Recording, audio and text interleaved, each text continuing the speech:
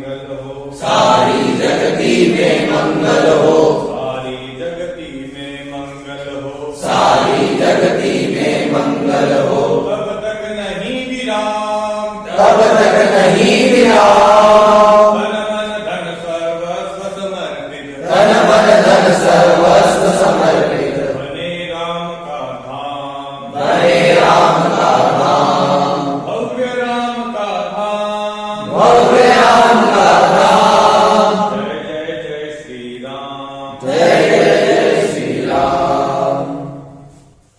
वैसे अपन सब लोग स्वामी विवेकानंद जी के जिस कार्यक्रम को के निमित्त यहाँ उपस्थित हुए हैं, तो हम लोगों ने लगभग स्वामी जी को कई वर्षों से या कई महीनों से सुनते आ रहे होंगे कि स्वामी जी कौन थे, क्या किया, क्या नहीं किया।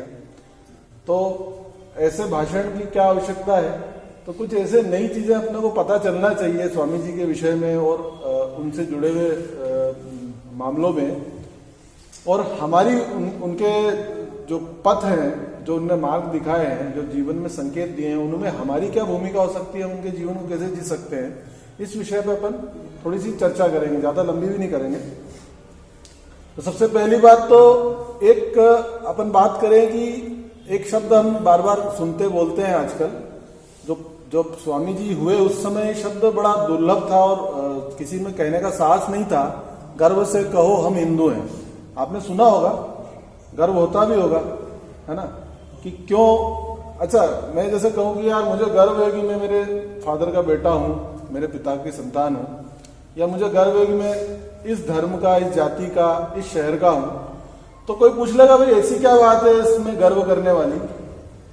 तो वो विस्मृतियां हो गई थी। एक लंबा संघर्ष का इतिहास था हमारा, लगभग 1000 वर्ष तक हम संघर्ष करते रहे, कभी मुगलों से, कभी मंगोल से, कभी पठानों से, कभी तुर्की से, कभी उज्बेक के लोगों से, यूनान के लोगों का से 2000 साल पहले हम यूनानियों से लड़े। लेकिन ये 1000 वर्ष पहले 1100 से जब हमारे ऊपर आक्रमण शुरू हुए थे, तो लगातार हम लोग लड़ते ही रहे। तो ज्ञान अर्जन की परंपरा और ये गर्व करने वाले विषय जो थे, हम विस्मृत करते गए। मतलब ये जो चिंतन है, अध्ययन है, स्वाध्याय है, इनकी परंपराओं को नष्ट किया गया। एक समस्या ये भी थी कि जो लोग हम पे आक्रमण कर रहे थे, वो अपनी पुस्तकों को, अपनी धर्म को, अपनी विचारधारा को श्रेष्ठ बताने के लिए हमारे धर्म को नीचा दिखाने की कोशिश लगातार कर रहे थे। तो इसमें अंग्रेजों ने या ब्रिटिशर्स ने या जो मिशनरीज थे ईसाइयों ने, उन्होंने जो भूमिका निभाई, तो उन्होंने क्या किया कि षड्यंत्र पूर्वक हमारे यहाँ की शिक्षा व्यवस्था को ध्वस्त किया है और हमारे ग्रंथों को दूषित किया। मैक्स मुलर ने जब ट्रांसलेट किया तो उस ट्रांसलेशन में कई सारी विकृति डाल दी। तो अनुवादित करते समय उन्होंने, जैसे अपन कई बार पढ़ते हैं, बाबा साहब अम्बेडकर ने किसी मंत्र को लेकर आपत्ति की, या कोई और दूसरे रामनाइक पेरियार और ऐसे बहुत से लोग हैं जो आपत्ति उठाते हैं कि इस मंत्र में समस्या है।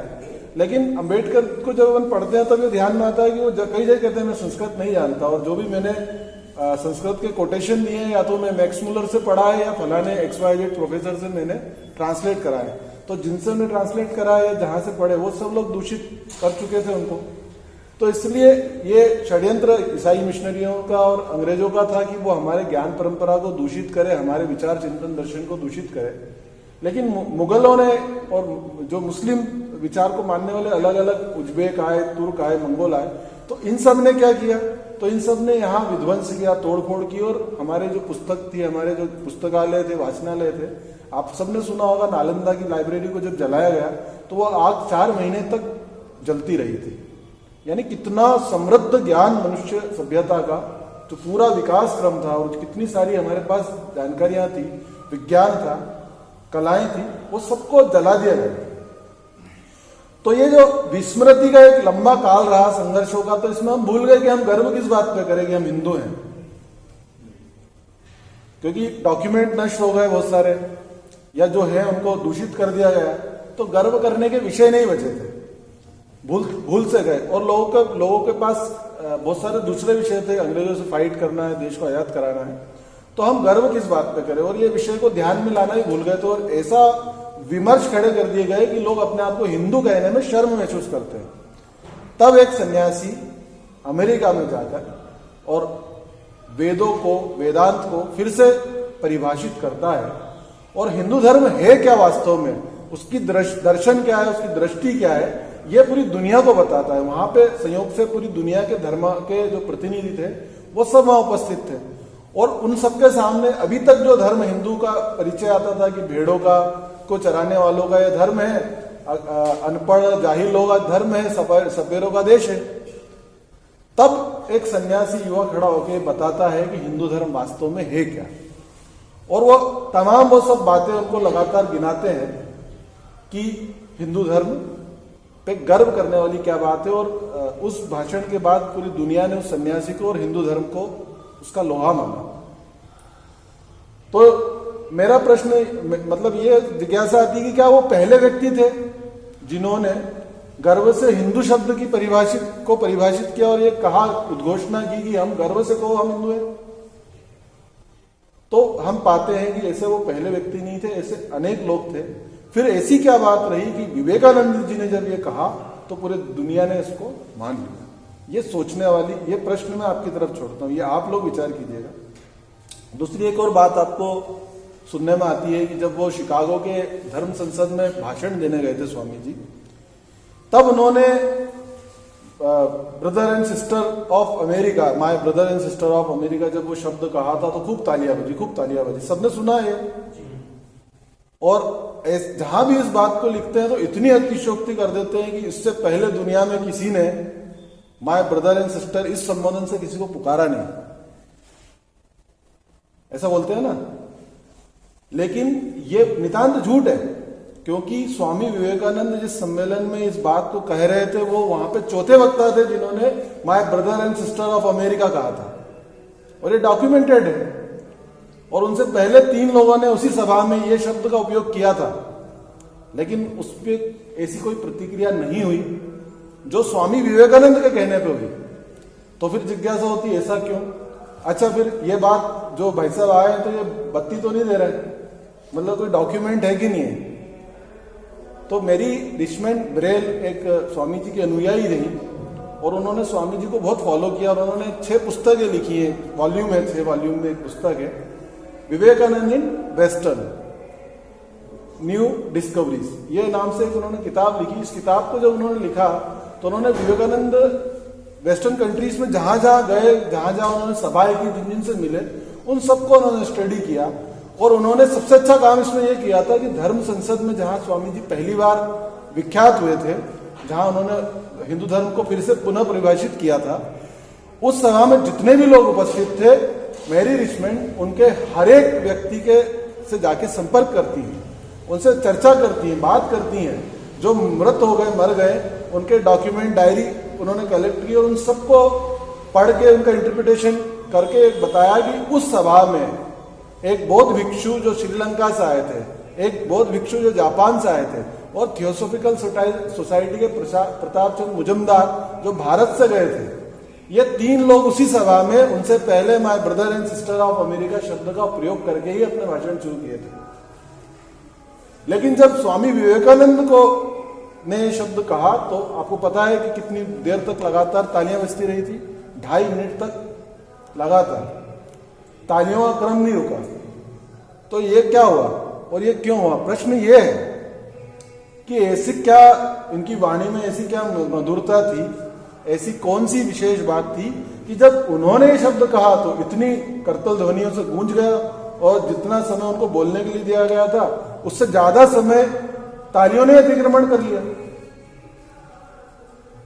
जबकि स्वामी जी जब अमेरिका पहुंचे थे तो 1.5 महीने तक वो वहां भटकते रहे, बड़ी मुश्किल से वो गए। उस प्रसंग को कभी आप पढ़ेंगे, अगर आपको स्वामी विवेकानंद को पढ़ना है तो बहुत सारी उनकी जीवनियां भी हैं, और एक बहुत अच्छा उपन्यास है नरेंद्र कोहली जी का, जो राष्ट्रीय साहित्य पुरस्कार भी उन्हें मिला है, तोड़ो कारा तोड़ो। यदि आप उसको पढ़ेंगे, 5-6 वॉल्यूम है वो, तो आपको ऐसा लगेगा कि आप स्वामी विवेकानंद के आगे पीछे चलते चलते ये सब चीजों को देख रहे हैं, जी पाएंगे उस समय को। तो कहने का अर्थ है, जब स्वामी जी का वो डिस्क्रिप्शन मैंने पढ़ा था तो आंखों से आंसू थे कि एक भारत का सन्यासी वहां अमेरिका की फुटपाथ पे, सड़कों पे कैसे अपनी ठंड में अपनी रात बिता रहा था, कैसे अपने दिन काट रहा था, भूखा रह रहा था, जगह जगह उसे अपमानित किया जा रहा था, यू ब्लैक डॉग कह के उसको धुतकारा जा रहा था, लतियाया जा रहा था। इतने अपमान सहने के बाद उस अमेरिका के अंदर इतना अपमान सहने के बाद उस अमेरिका के अंदर जब वो धर्म संसद में खड़े होते हैं तो वो उन्हीं लोगों को जो उनको दुत्कार रहे थे, वो उन्हें काला कुत्ता कह रहे थे, उन लोगों को वो कहते हैं तुम मेरे भाई और बहन हो। तो जब बात होठों से कही जाती है तो होठों तक पहुंचती है, गले से कही जाती है तो गले तक पहुंचती है, कान से छूती है और गले तक पहुंच जाती है, मन से कहते हैं तो मन तक पहुंचती है। लेकिन उस श्रोतागण ने, अमेरिका के उस धर्म संसद में बैठे हुए लोगों ने महसूस किया कि ये जो आवाज निकली है my brother and sister of America, जो उससे पहले भी 3 लोग बोल चुके थे, ये आवाज इस बार चौथी बार जब निकली थी तो ये दिल से निकली थी। और उस दिल से निकली हुई आवाज ने उस पूरे श्रोतागण के दिल के अंदर दस्तक दी और उनको लगा कि नहीं, ये तो हमसे एकाकार है। और इसलिए वो करतल ध्वनियां जो है वो 2.5 मिनट तक बजती रही। जो 2 मिनट का समय मिला था बोलने का, वो 2.5 मिनट तक करतल ध्वनि बजती रही और फिर किसी ने उनको टोकने और रोकने की हिम्मत नहीं की। और फिर से पुनः परिभाषित, क्योंकि ये विधाता ने तय कर दिया था कि विवेकानंद जहां से जाएंगे और वो नीलकंठ, वो अमेरिकियों द्वारा किए गए अपमानों के विष का कड़वा घूंट पीकर भी जो हिंदू धर्म की महानता है उससे विश्व को परिचित करवाएंगे। और उन्होंने परिचित करवाया। इसके बाद क्या होता है? तो इसके बाद यह होता है कि स्वामी विवेकानंद को इतने कार्यक्रम मिलते हैं अमेरिका में, यूनिवर्सिटीज में, इंस्टीट्यूट्स में, चर्च में, हर जगह कि आप आइए हमारे यहाँ व्याख्यान दीजिए। और अपन सब जानते हैं कि उन्होंने कहा कि भाई आपके यहाँ पे जो नहीं है वो मैं दे दूंगा, जो मेरे यहाँ नहीं वो मैं लेके जाऊंगा। आपके यहाँ ज्ञान की और अध्यात्म की कमी है वो मैं दूंगा। हमारे देश में धन और संपदा की कमी है तो आपसे मैं धन लेके जाऊंगा। ठीक है। तो जब विवेकानंद जी के सलंग 4 वर्ष के आसपास वो विदेशों में प्रवास करते रहे और उस बीच उन्होंने बहुत सारी अच्छी चीजें अपन सुनते हैं कि वो जब कोई पेज को पलटते थे तो पूरा पढ़ लेते थे। उन्होंने अपने जीवन में कोई भी भाषण और कोई भी कोटेशन को दोबारा रिपीट नहीं किया, लगातार बोलते रहे, रोज नए भाषण। और किसी भी दिन उन्होंने पिछली बार बोली हुई बातों को कभी दोहराया नहीं। एक प्रसंग हम पढ़ते हैं नरेंद्र कोहली जी की पुस्तक में, जो उन्हीं की जो विवेकानंद समग्र है उसके खंड 4 में आता है। तो वो कह रहे हैं कि एक दिन तो मैं रात को सो रहा था कि अब तो मैं सब कुछ बता चुका हूं, अब मेरे पास कुछ भी देने के लिए नहीं है नया। तो अब कल या तो मुझे चुप रहना पड़ेगा या मुझे वही बातें बोलना पड़ेंगी जो मैंने पहले बोल दी है। और फिर वो ध्यान की अवस्था में चले गए और अचानक से उन्होंने देखा कि उनके कक्ष में उन्हीं की आवाज गूंजने लगी और नई ज्ञान उनको पता नहीं किस स्रोत से आने लगा। और फिर ऐसा रोज होने लगा। तो जब वो परमात्मा से एकाकार होते थे तो उनको ज्ञान की वो धाराएं प्राप्त होती थी जो उनने खुद भी अध्ययन नहीं की थी, लेकिन उनके पास वो सारी चीजें आती थी। जैसे हमारे वेदों की ऋचाओं का सृजन हुआ है, तो उसी प्रकार से एक ऋषि ने उन चीजों को आगे बढ़ाया। अब विवेकानंद जी जब इस तरह से लगातार कार्यक्रम कर रहे थे, एक युवा थे, सन्यासी थे, और हम देखते हैं आज भी एक परंपरा है हमारे यहाँ से, बहुत से लोग साधु होते हैं, बनते हैं, कुछ लोग वास्तविक होते हैं, कुछ लोग उसका अभिनय करते हैं और वो एक किसी भी तरह से जुगाड़ करके और विदेश में अपना कार्यक्रम कर लेते हैं। फिर वो फॉरेन रिटर्न साधु बन जाते हैं, फिर वो अपने प्रोग्राम्स के कार्यक्रमों की कथाओं के बहुत बड़े चार्जेस रख देते हैं और एक अच्छी लेविशी लाइफस्टाइल उनकी हो जाती है, एक लग्जरी जीवन, एसी रूम और ये सब, है ना। तो क्या विवेकानंद जी के सामने ये सब नहीं था? उनको क्या अच्छे कपड़े नहीं मिल रहे थे या मिल पाते? क्या उनको बहुत अच्छा भोजन नहीं मिल रहा था? खूब सारा धन मिल रहा था, लेकिन उनने उन सब चीजों का क्या उपयोग किया? एक बात। अब सबसे महत्वपूर्ण बात, आखिरी के 5-7 मिनट बचे हैं क्योंकि लगातार दूसरे कार्यक्रम भी चल रहे हैं। विवेकानंद जी के एक और चीज हमने बहुत बार सुनी होगी कि उन्होंने कहा यदि मुझे मेरे जैसे 100 नौजवान मिल जाए, सुना है सबने? तो दुर्भाग्य देखिए कि उस सन्यासी को पूरे देश भर में 100 अपनी तरह के युवा नहीं मिल पाए। जो उन्होंने संकल्पना की थी कि अगर मेरे तरह के 100 युवा मुझे मिल जाएंगे तो मैं इस पूरे देश का कायाकल्प कर दूंगा, हम भारत माता को पहले से भी ज्यादा गौरवशाली और वैभवशाली स्वरूप में सिंहासन पर आरूढ़ करेंगे विश्व के। यह उनका स्वप्न था। तो स्वामी विवेकानंद जी 100 युवकों की खोज कर रहे थे हम जब पढ़ते हैं और हम आगे बढ़ते हैं तो हमको ध्यान में आता है कि जो जो संकल्पनाएं उन्होंने की थी, युवाओं को क्या होना चाहिए, महिलाओं के बीच किस प्रकार का काम होना चाहिए, देश के अंदर धर्म को लेकर कैसी गतिविधियां चलना चाहिए, नियमित हमारा एकत्रीकरण हिंदुओं का होना चाहिए, ये सारी गतिविधियों का संचालन किसने किया आगे चल के, तो हमें ध्यान में आता है डॉक्टर हेडगेवार जी ने किया है। और इससे पहले सुभाष चंद्र बोस ने भी विवेकानंद जी को बैठ के काफी अध्ययन किया और उन्होंने ये भी कहा कि अगर वो जीवित होते तो मैं उनके चरणों में बैठ के अपना पूरा काम और पूरा अभियान समेटता। लोग कहते हैं कि विवेकानंद जी जो सुभाष चंद्र बोस हैं वो सांप्रदायिक और हिंदू धर्म और इनसे बहुत दूर थे और वो कम्युनल थे, लेकिन वास्तव में वो स्वामी विवेकानंद के 1000 बार उनके राइटिंग्स में कोटेशन आते हैं कि वो विवेकानंद से प्रेरित है और जो व्यक्ति विवेकानंद से प्रेरित है वो हिंदू धर्म से दूर हो ही नहीं सकता। तो एक उन्होंने कोशिश की थी, लेकिन उनका क्या अंजाम हुआ अपन सबको पता है। अभी 23 तारीख को हम उनको फिर से स्मरण करेंगे। लेकिन वास्तव में उस विचार को लेकर के हिंदू धर्म की उन्नति के लिए, देश को आगे बढ़ाने के लिए, भारतीय समाज को सुदृढ़ करने के लिए किसी ने काम किया है, तो किसने किया है? वो राष्ट्रीय स्वयंसेवक संघ ने किया, डॉक्टर हेडगेवार जी ने किया है। और ये सबसे बड़े सौभाग्य की बात है कि हमारे जो द्वितीय सरसंघ चालक थे, जब डॉक्टर जी ने उन्हें काम सौंपा, परम पूजनीय गुरु जी को, माधव सदाशिवराव गोलवलकर जी, आप सभी ने नाम सुना ही होगा। तो परम पूजनीय गुरु जी को जब यह काम सौंपा गया था तो अपने को यह बड़े गर्व की बात है कि वो किस परंपरा के संत थे? स्वामी विवेकानंद जी के गुरु भाई अखंडानंद जी, उनके वो शिष्य थे। और उनके देहावसान के बाद वो नागपुर आए और उन्होंने संघ का काम संभाला। यानी कि विवेकानंद जी का जो विचार था, और गुरु जी ने एक जगह इसको लिखा भी है कि जो मैंने वहां संकल्पनाएं विवेकानंद जी की पढ़ी थी और जो उनके विचार थे, जो उनके स्वप्न थे, मैंने डॉक्टर जी को साकार करते हुए देखा है। तो जो विचार और जो दर्शन विवेकानंद जी देके गए, जो बातें वो कह के गए, वो उन्हीं के नाम से चलने वाली संस्था अगर पूरे नहीं कर पा रहे, तो भी राष्ट्रीय स्वयंसेवक संघ आज एक ऐसा संगठन है देश में, दुनिया में, जो स्वामी विवेकानंद के पद चिन्हों पे आगे बढ़ रहा है और देश को जोड़ के आगे बढ़ने के जो तरीके, जो मार्ग, जो विचार उन्होंने दिए थे, उस पर काम कर रहा है। लेकिन अब चिंता की बात क्या है कि क्या अभी भी 100 लोग नहीं इकट्ठा हुए क्या विवेकानंद जी की तरह के? तो अब तो देखते हैं हम, हमारे पास एक बहुत बड़ी विस्तृत प्रचारक, त्यागी और तपस्वी, तेजस्वी प्रचारकों की एक बहुत बड़ी फौज है। लेकिन फिर हम एनालिसिस करेंगे, क्योंकि अपन सोशल साइंटिस्ट हैं, सब लोग विद्यार्थी है ना, कोई सोशल साइंटिस्ट होगा, कोई नेचुरल साइंस में होगा, तो हमको एनालिसिस करना पड़ेगा, हमको देखना पड़ेगा कि विवेकानंद जी ने ये बात कही थी 19वीं सदी में, आज से लगभग 127 साल पहले, 126 साल पहले, कि मुझे 100 लोगों की जरूरत है। तब हमारे देश की आबादी 20 करोड़ के आसपास थी। उस हिसाब से अगर अपन आकलन करें तो अभी उस अनुपात में जो आबादी बढ़ गई है, तो अभी उनको जरूरत होगी कम से कम 500 लोगों की। लेकिन अपने पास तो उससे ज्यादा है, तो फिर क्या दिक्कत है? तो दिक्कत यह है कि तब भारत एक विस्तृत अखंड स्वरूप में था, अब नहीं है। तो 10 का गुणा कर लो 100 में और 500 में, ठीक है। फिर तब की परिस्थितियां और अब की परिस्थितियों में क्या क्या बदला, अब मैं इस विषय को आपको ध्यान में दिलाता हूं, फिर आप इस पर चिंतन करिएगा बाद में। तब हमारा पड़ोसी चीन नहीं था। चीन तो पड़ोसी तो था, लेकिन वो संयुक्त राष्ट्र का सुरक्षा परिषद का स्थायी सदस्य नहीं था।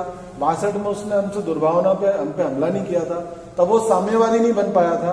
तब उसने हमारी सीमाओं में अतिक्रमण करने का कभी चेष्टा नहीं की थी, कभी। तब उसने तिब्बत पे कब्जा नहीं किया था, तब उसने अपने अरुणाचल प्रदेश पे अपना दावा नहीं ठोका था, अक्साई चीन पे हमारा कब्जा नहीं किया था। तो ये सब घटनाएं नहीं थी, तो अपन उसमें 10 का मल्टीप्लाई कर लो, अब 5000 लोग चाहिए, ठीक है। तब पाकिस्तान और बांग्लादेश भी नहीं थे, यानी हमारी जो 3 तरफ की सीमाएं, तीनों तरफ की सीमाएं सुरक्षित थी तब, अब नहीं है।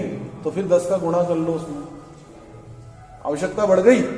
तब हमारे यहाँ क्षेत्रवाद और भाषावाद के नाम पे दंगे फसाद नहीं कराते थे वामपंथी लोग, तो 10 का गुणा और कर लो। अब हमारे यहाँ क्षेत्रों में बटे हैं, कोई दक्षिण के लिए लड़ता है, कोई कौन से प्रदेश के लिए लड़ता है। अभी खालिस्तान की लड़ाई भी शुरू होने वाली है, हो ही गई है, कुछ झलके दिखने लगी। तो 10 का गुणा करना पड़ेगा। फिर जातियों में भी बांट दिया। जातियों का ये विकृत स्वरूप जो अब दिख रहा है, ऐसा विकृत स्वरूप कभी भी नहीं था। ये जो राइटिंग्स भी मिलती है हमें, जो कोटेशंस भी मिलते हैं कि ये फलाने टाइम पे ऐसी कोई घटना हुई या इस तरह की कोई प्रथा थी, ये सारे अंग्रेजी विद्वान या अंग्रेजों के द्वारा पोषित भारतीय वे विद्वान जो उनके टुकड़ों पे पलते थे, उन्होंने जाति व्यवस्था का दूषित रूप प्रस्तुत किया है।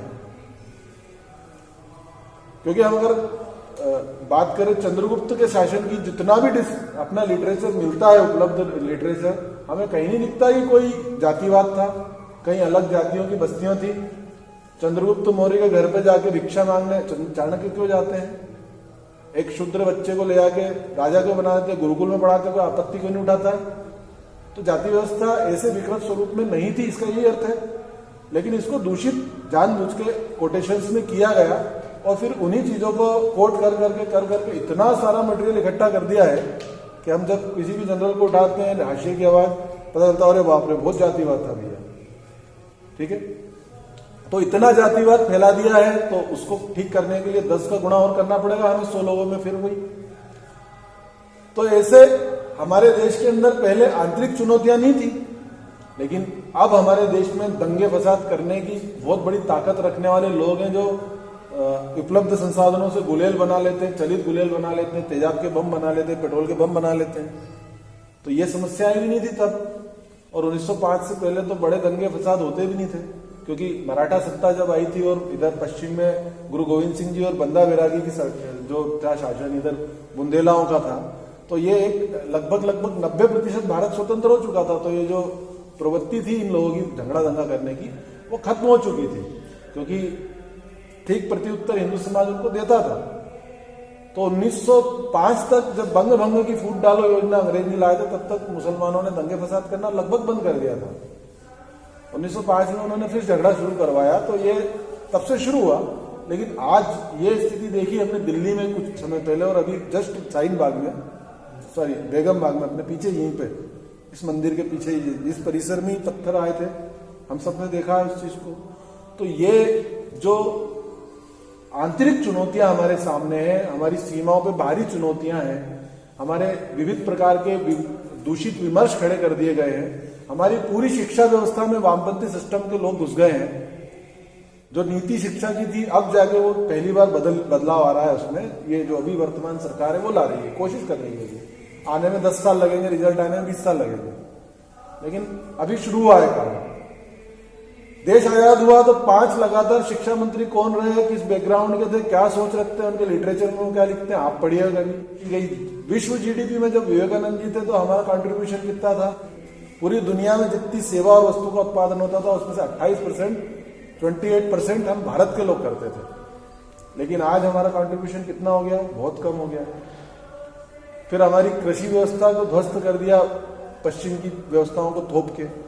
तो तमाम तरह की परेशानियां खड़ी कर दी। तो अब जो लोग 100 लोग जो काम को कर सकते थे, उस काम को करने के लिए अब कम से कम, डॉक्टर जी ने उसका फॉर्मूला बता दिया था, शहरी क्षेत्रों में कितने प्रतिशत? 3 और 1 का 3। तो 3 और 1 मतलब मात्र हमें इतने लोगों को अपने साथ जोड़ना पड़ेगा। लेकिन ये संख्या प्रतिशत में तो लग रहा है कि बहुत कम है, लेकिन ये संख्या हजारों में होगी, लाखों में होगी, करोड़ों में हो जाएगी। और हम लोग कहीं ना कहीं उस बड़े आंकड़े की तरफ पहुंच भी पा रहे हैं। स्वामी विवेकानंद जी के जो देखे हुए स्वप्न हैं, लेकिन उस समय के भारत और इस समय के भारत में बहुत सारी परिस्थितियां बदल चुकी है, और इन बदली हुई परिस्थितियों में हमको बहुत सारी नई चुनौतियों का सामना भी करना पड़ेगा। अब एक छोटी सी बात के साथ मैं अपनी बात खत्म करूंगा। एक जंगल था, एक परिवार के पुरुष लोग थे, उसमें कहीं भटक गए। मीलों पैदल चलने के बाद भूखे प्यासे वो जब एक जगह पहुंचे, रात होने वाली थी, एक बड़ा नाला उनके सामने आ गया। कुछ बुजुर्ग थे, कुछ अधेड़ उम्र के युवा थे, कुछ तरुण थे युवा, कुछ बच्चे थे। एक बड़ा नाला आ गया। इस नाले को पार करना बहुत असंभव था। नीचे दलदल भी हो सकता है, जीव जंतु भी हो सकते हैं जो मार देंगे। जंगल में लौट नहीं सकते क्योंकि रास्ता भटके हुए थे। अब जंगल की तरफ वापस जाना संभव नहीं था, भूखे प्यासे भी थे। और जंगल की तरफ जाने का साहस तो था नहीं, लेकिन दूसरी बात, जंगल की तरफ से पशु भी आ सकते थे, हिंसक, जो रात को हमला कर देते, क्योंकि रात को शिकार करते हैं ना हिंसक पशु। तो इन सब कष्टों में एक चीज दिखाई दी किसी को, एक लंबे से युवा को, कि सामने जो 10-12 फीट का नाला है, उसके बाहर एक सीढ़ी पड़ी है घासों में। अगर वो सीढ़ी हाथ लग जाए तो हम इसको यहां लगा के और निकल सकते हैं। तो जो छोटे छोटे बच्चे थे उन्होंने तुरंत अपने बड़े भाई जो युवा थे उनको देखा कि भैया तुम ही लाओ। भैया ने अपने जो अंकल थे, काका थे, उनको देखा। अंकल काका ने अपने ताया चाचा को देखा, उनने अपने दादा को देखा, दादा और उनके भाई ने ऊपर परमात्मा को देखा, भगवान कुछ करो। किसी में साहस नहीं था, कोई भी सीढ़ी को लाने के लिए, इतनी लंबी छलांग लगाने के लिए हिम्मत नहीं कर सका। कोई भी अपने अंदर हनुमान को नहीं तलाश सका। अंततोगत्वा ये हुआ कि वो वहां बैठे रहे और रात को कोई हिंसक पशुओं का हमला हुआ और वो मारे गए। प्रश्न ये है कि इस सारे घटनाक्रम में जब वो एक दूसरे को देख रहे थे, दोषी कौन था? किसका दोष है ये मर गए? कौन इन्हें बचा सकता था? जो युवा थे। क्यों? क्योंकि युवा के अंदर वेग होता है, बल होता है, शक्ति होती है, सामर्थ्य होता है। अगर वही वो सामर्थ्य को नहीं समझ पाएगा तो फिर कोई भी नहीं बचा सकता। तो ये नाले की बात तो एक उदाहरण है, प्रतीक है। वास्तव में हमारे समाज में जितनी भी चुनौतियां हैं, जितने भी समस्याएं हैं, बहुत सारी हैं, ढेर सारी, लेकिन उनका समाधान करने का साहस अगर किसी के अंदर है तो वो युवाओं में। और इसलिए हमको बड़ी मात्रा में पूरे देश भर में, और हमारा देश क्या होता है, हमारा हिंदू राष्ट्र क्या है, हमारा मोहल्ला, हमारी शाखा, हमारा क्षेत्र, जिस इकाई पे हम काम करते हैं वो हमारा देश है। तो हम अपनी इकाई पे जाकर के अपने देश में अपनी समस्याओं को, देश की समस्याओं को, धर्म की समस्याओं को, समाज की चुनौतियों को हम फेस करेंगे, हम उनके सामने खड़े हो जाएंगे और उन चुनौतियों का समाधान करेंगे। जिस दिन हमने ठान लिया तो वो जो प्रतिशत इकट्ठे हमें करना है उसमें से कुछ मात्रा में तो अपने मन में विचार लेके जाए। लेकिन मेरा एक आग्रह है सब युवाओं से, कम जीवन में अपने एक बार, आप देखिएगा जितने भी महापुरुष हैं उन्होंने विवेकानंद को जरूर पढ़ा है, और उनको विवेकानंद जी को पढ़ने के बाद ही उनके जीवन में बहुत सारे सकारात्मक परिवर्तन हुए हैं। इसलिए मैं सभी युवाओं से, मेरे विद्यार्थियों से भी कहता हूँ कि अगर जीवन में कुछ करना है तो एक बार विवेकानंद जी को जरूर पढ़ो। तो आप सब लोगों से भी यही आग्रह है कि आप अपने जीवन में विवेकानंद जी को जरूर पढ़ें, और जो भी चुनौतियां आएंगी हम मिलकर उनका सामना करेंगे और उनसे उनका निदान करेंगे। धन्यवाद।